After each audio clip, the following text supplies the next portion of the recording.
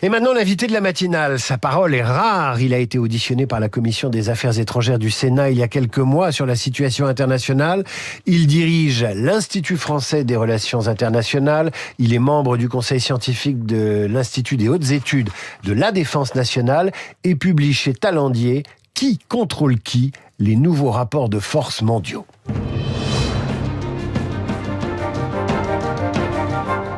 Thomas Gomard, bonjour. Bonjour David Abiker. Bienvenue chez Radio Classique. Merci de venir parler à nos auditeurs de cette situation internationale que vous observez depuis longtemps, que vous voyez évoluer avec le regard d'un historien. On va commencer par l'actualité, même si votre recul historique est essentiel pour la comprendre. Donald Trump qui annonce qu'une immense armada est en chemin et que le temps est compté avant une destruction majeure de l'Iran si le régime ne négocie pas avec les États-Unis. C'est ça les nouveaux rapports de force, c'est négocier le pistolet sur la tempe? C'est sûr qu'avec Donald Trump, on a une nouvelle attitude qui consiste à exercer une pression avant tout médiatique, dirais-je. Bon, ensuite qui se traduit dans les faits, on l'a vu au Venezuela, mais qui surtout vise à saturer l'espace médiatique. Et en ce qui concerne l'Iran, il y a probablement deux choses à rappeler. La première, c'est que le cadre, je dirais, constitutif de la République islamique d'Iran, c'est l'hostilité aux États-Unis. On se rappelle de la prise d'otage en 1979 lors de la Révolution. Et ce qui a changé récemment, c'est en fait l'action militaire d'Israël qui a détruit l'axe de la résistance de l'Iran avec des frappes en 2024 et en 2025, et surtout le fait que les États-Unis ont frappé l'Iran avant l'été. Et Donald Trump s'étant au fond laissé tordre le bras par Benjamin Netanyahu. Ça, je pense que c'est l'élément le plus important. Et puis le deuxième élément, c'est surtout la férocité de la répression aujourd'hui du régime. C'est-à-dire qu'on arrive à des chiffres qui sont tout à fait importants et qui rappellent une chose, c'est que Israël a détruit dans le passé deux programmes nucléaires, celui de l'Irak au début des années 80 et celui de la Syrie en 2007, a frappé donc le programme nucléaire iranien avant l'été, et que généralement c'est annonciateur de troubles très profonds. Comment un si petit pays peut-il manœuvrer de la sorte? Vous avez donné deux exemples passés, vous en donnez un troisième avec ce qui se passe en Iran, et vous nous dites en substance que les États-Unis interviennent peut-être en considérant l'émotion des opinions publiques légitimes, parce qu'il y a 30 000 morts, c'est de cela qu'on parle avec la répression des mollahs, mais manœuvrés par Israël, et ça nous amène au titre de votre livre, Qui contrôle qui ? Effectivement, c'est-à-dire que je consacre dans le livre un chapitre. Le livre est organisé en duel, en grand duel entre grands leaders. Il y a un chapitre qui est consacré au duel entre Benjamin Netanyahu et Ali Khamenei, le guide suprême, qui a 86 ans.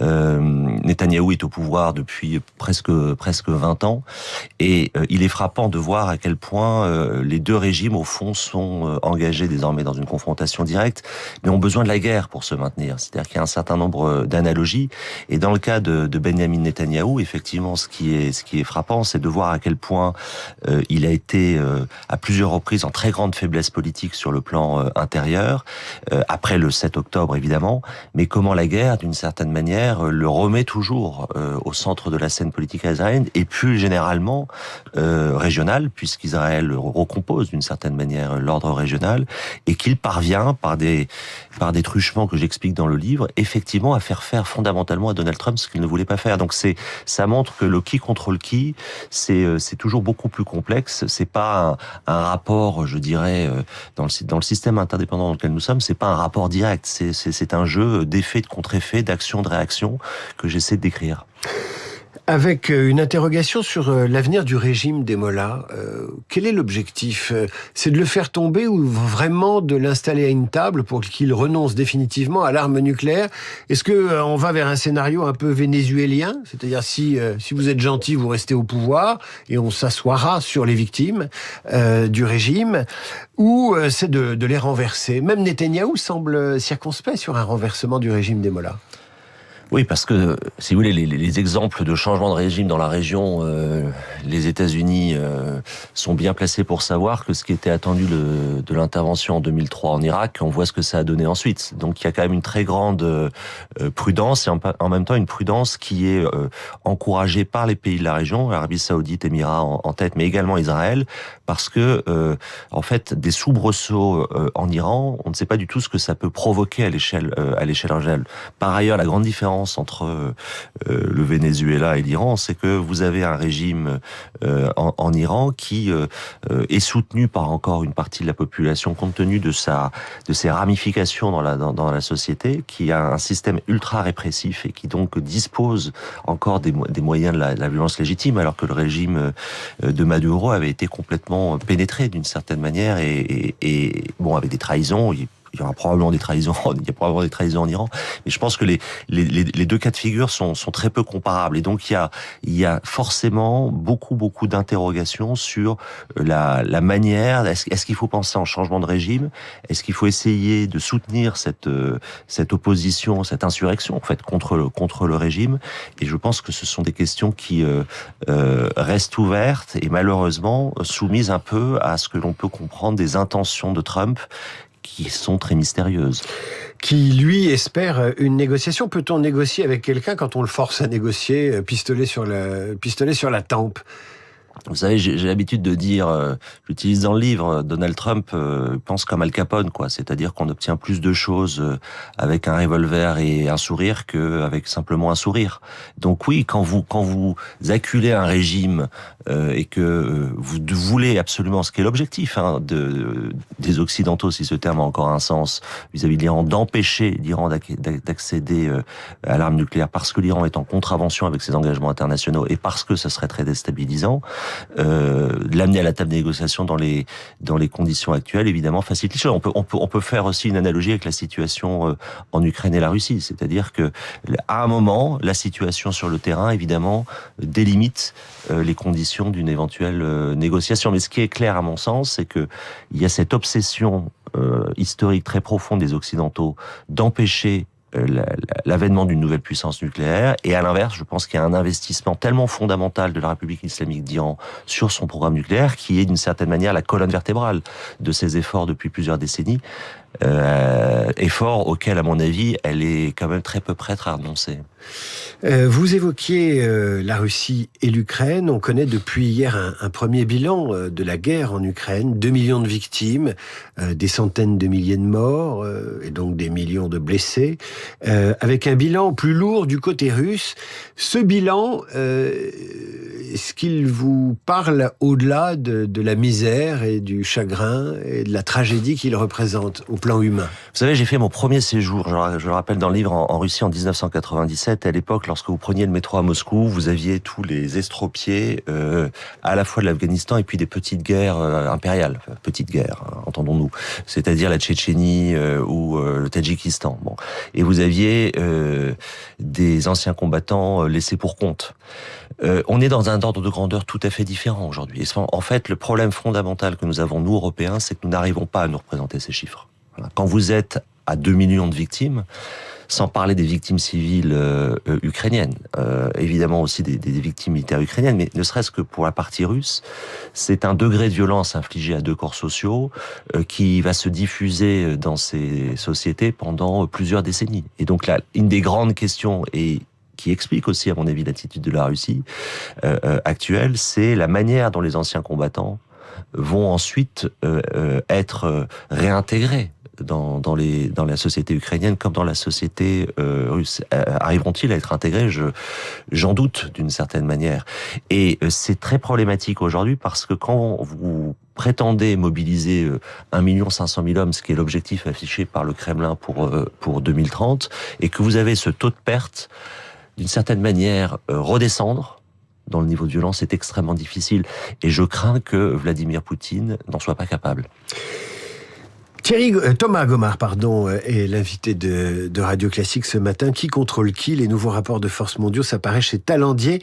Je vous cite, vous dites que l'Europe redoute plus, je vous cite de mémoire, redoute plus une escalade avec la Russie qu'une défaite de l'Ukraine. Ça dit des choses, ça. Oui, alors ça correspond effectivement à un travail à la fois personnel et puis conduit dans le cadre de l'IFRI. Il se trouve que mon terrain au départ ça a été la Russie. J'ai passé beaucoup de temps en Russie lorsque j'ai commencé à l'IFRI. Et si vous voulez, c'est un constat en réalité que je fais depuis 2014. C'est-à-dire que l'annexion de la Crimée a été complètement sous-estimée par je dirais l'establishment, les gens qui réfléchissent à ces questions. Bon, pour des raisons sur lesquelles on pourrait parler longuement, que j'évoque en partie dans le livre, mais fondamentalement, nous nous sommes trompés sur la Russie, voilà, sur la trajectoire qu'elle allait prendre, et je pense que nous continuons à nous tromper. Parce que nous ne voulons pas comprendre, nous Européens, ça a des conséquences très lourdes en termes d'organisation, d'allocation des ressources et aussi d'anticipation de choses éventuellement très douloureuses, très désagréables. Nous ne voulons pas comprendre que, au regard de la reconfiguration transatlantique, au regard de ce que j'appelle dans le livre la collusion idéologique entre la Maison Blanche et le Kremlin, les Européens vont être dans les décennies qui viennent en fait amenés à traiter ce que j'appelle la question russe par eux-mêmes de plus en plus. Voilà. Et avec un soutien américain qui va être ponctuel ou peut-être absent. La myopie que vous pointez vis-à-vis de ce qui s'est passé en Crimée et ensuite du fait de la Russie, est-ce le même trouble de la vue dont nous souffrons avec les États-Unis? C'est pas impossible. C'est pas impossible. C'est-à-dire que si vous voulez, il y a une très grande difficulté quand on fait le travail qui est le mien à essayer d'identifier des éléments de bifurcation, d'arriver à les analyser et à les expliquer dans un contexte ou dans un cadre médiatique qui est complètement focalisé sur des personnalités comme celle de Trump, évidemment, et pour des raisons compréhensibles. Mais la manière dont nous traitons ces sujets est souvent une manière assez peu éclairée historiquement et je dirais superficielle dans le sens où je pense qu'on ne peut pas faire de relations internationales sans beaucoup voyager, sans beaucoup lire et sans avoir une multiplicité de contacts. Or, on observe malheureusement un phénomène très amplifié aussi par les réseaux sociaux de répétition parce que ce qui est à l'œuvre, je pense, c'est que le couplage, là aussi je l'explique dans l'un des chapitres, le couplage homme-machine est désormais fait par le téléphone portable, parce qu'on n'a pas encore intégré ça, et que la chimie entre ce qui relève du réel et ce que nous appelions avant le virtuel ou le numérique est complètement désormais indéchiffrable. Enfin, vous êtes en train de me dire que les décideurs internationaux, globalement, ne se nourrissent pas assez d'une expérience de terrain, y compris internationale, comme celle d'un spécialiste que vous êtes, mais ils ont tendance à voir le monde à travers la répétition numérique de ce qui s'affiche sur leur téléphone. Oui, vous avez une sorte d'espace propre qui se crée, et d'ailleurs qui est très bien identifié, je ne sais pas s'il le formule ainsi, mais identifié et exploité par quelqu'un comme Donald Trump ou comme Vladimir Poutine. Et ensuite, l'autre problème que nous avons, c'est que, par exemple, c'est pas propre aux décideurs politiques, ce que je dis là. Tout le monde a l'impression de connaître les États-Unis parce que, voilà, c'est facile d'y aller, etc. En réalité, qui avait vu venir l'élection de Donald Trump en 2016 ? Vous voyez ce que je veux dire ? C'est-à-dire qu'on a quand même une difficulté, je trouve, de plus en plus forte d'accéder au terrain et puis d'accepter aussi de lire des réalités qui ne correspondent pas aux schémas initiaux que nous avons dont nous avons pu hériter. Thomas Gomard, un dernier mot très rapidement. Vous avez assisté lundi à une conférence assez exceptionnelle de Peter Thiel, ancien associé d'Elon Musk, milliardaire américain, financeur de la campagne de J.D. Vance. Peter Thiel, c'est le patron de Palantir, une société qui fournit des systèmes de renseignement ultra sophistiqués, y compris à la France. Il a des idées assez originales. Pouvez-vous nous dire ce que représente cet homme, ce qu'il incarne ? C'est un homme qui croit à l'antéchrist. Le dernier chapitre du livre est consacré à la tension entre le Vatican et la Silicon Valley, parce que je pense qu'il y a, dans le schisme transatlantique que j'évoquais, ce qui est en jeu, c'est la conception de l'humanisme à l'ère numérique. Et effectivement, Peter Thiel fait partie de ces grandes figures de la Silicon Valley qui ont une prétention philosophique très forte.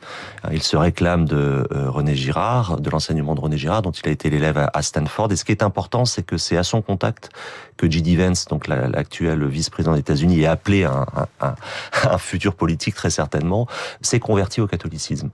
Il y a donc là je dirais, il y a là un versant droitier de la French Theory, c'est-à-dire qu'on a vu l'influence française sur les campus américains sur le versant Deleuze et compagnie, mais il y a aussi une influence qui est beaucoup passée par René Girard et qui a été reprise par Peter Thiel. Et de fait, il faut suivre ce qu'il dit parce que voilà un exemple inédit de quelqu'un de très riche qui a des idées très arrêtées sur notre futur. Thomas Gomard au micro de Radio Classique. Je recommande votre livre « Qui contrôle qui ?» chez Talandier. Mais je recommande également votre audition devant la Commission des Affaires étrangères du Sénat. C'est facile, c'est accessible sur Internet. C'est un moment de réflexion et de vérité aussi inquiétant qu'il est instructif. Et puis sur Peter Thiel, vous allez sur le site du Grand Continent et il y a un très bon résumé d'une de ses tribunes, suivi de la tribune traduite en français. Vous verrez ce que ce monsieur a dans la tête. À bientôt Thomas Gomard, merci de votre visite. À suivre le rappel des titres, la revue de presse d'Hervé Gattegno et notre esprit libre aujourd'hui, Franz-Olivier Gisbert, 8h30.